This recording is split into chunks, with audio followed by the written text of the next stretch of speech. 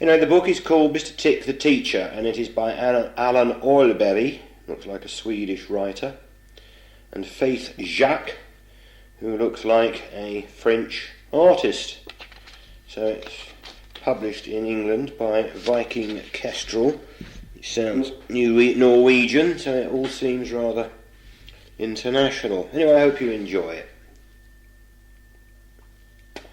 It starts like this. The names of the 6 children are Tess, Tilly, Trixie, Tom, Tim and Teddy.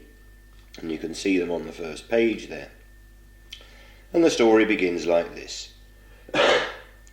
Mr. Tick the teacher lived in a big house with his wife and children. His wife's name, funnily enough, was Mrs. Tick. The children's names were Tim, Tom and Teddy, Tilly, Trixie and Tess. Mr. Tick, if you turn the page you'll see, Mr. Tick worked in a little school. And that is a typical English country school, that is. It was so little it only had one teacher, and that was Mr. Tick. And it only had 6 children. Can you guess who they were?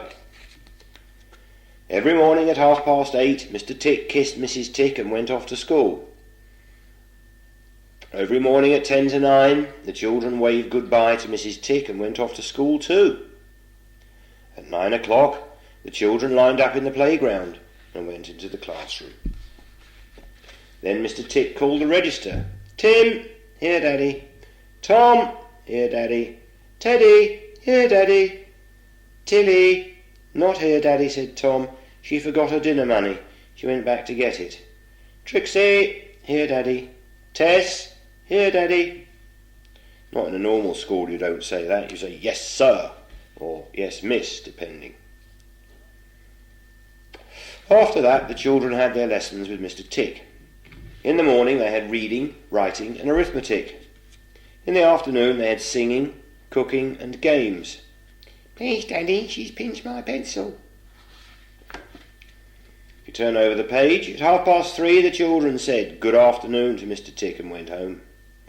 Mrs. Tick was waiting for them by the garden gate. Hello Mummy, the children said. Hello Tim, hello Tom, hello Trixie, hello Tilly, hello Tess, said Mrs. Tick. Then she said, where's Teddy? He was cheeky to the teacher, said Tilly. Daddy kept him in. Stupid child.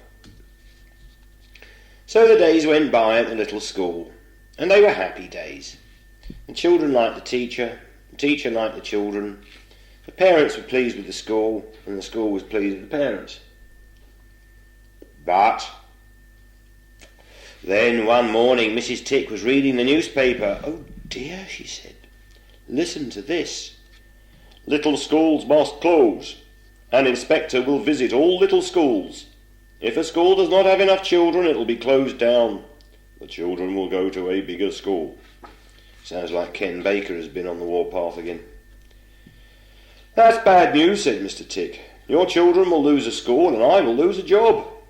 What we need, said Mrs. is more children, said Mrs. Tick. Yes, said Mr. Tick, but where from? Idiot. All of a sudden Tilly said, I have an idea. She whispered it to Teddy. That's a good idea, said Teddy. He whispered it to Mr. Tick. That is a good idea, said Mr. Tick. He began to laugh. We will do it. And this is how to trick Kenneth Baker. The next day the children had some surprising lessons in Mr. Tick's class. They had dressing up lessons, and making faces lessons, and riding their bikes in school lessons, and eating lots of dinners lessons. Mr. Tick took some old desks from the school shed. Mrs. Tick put up more pegs in the school cloakroom. Can you guess what was going on? 2 days later the inspector arrived. Mr. Tick met him at the school gate. The children are working in groups this morning, he said. Come and see. Mr. Tick took the inspector round the school. In the classroom, he said, here we have the reading group. In the playground, he said, here we have the games group. In the hall, he said, Here we have the singing group. On the school field, he said. Over there we have the cross-country running group. Can you guess who all the children were? Well, the inspector could not. He said, "This is all very good," and he put it down in his notebook. At playtime, the inspector had a cup of tea with the secretary. Can you guess who she was? After play, he saw some more groups. At dinner time, Mr. Tick took the inspector into the hall again. "Here are the children having their dinners," he said. "It is self-service." Then the inspector had a cup of coffee with the cook. Can you guess who she was? And he said, Well, Mr. Tick, there is no need to close this school. You have plenty of children." And then he shook hands with Mr. Tick and said goodbye. After that, Mr. Tick gave the cook and the secretary a big kiss. He gave the reading group, the games group, the singing group, and the cross-country running group a big hug. And he gave a half-day's holiday to the 6 cleverest and most hard-working children in the whole school. And you can guess who they were. That is the way to deal with Ken Baker, isn't it? Right, now what's going on the tape? Shall we listen to that back and see what it's like?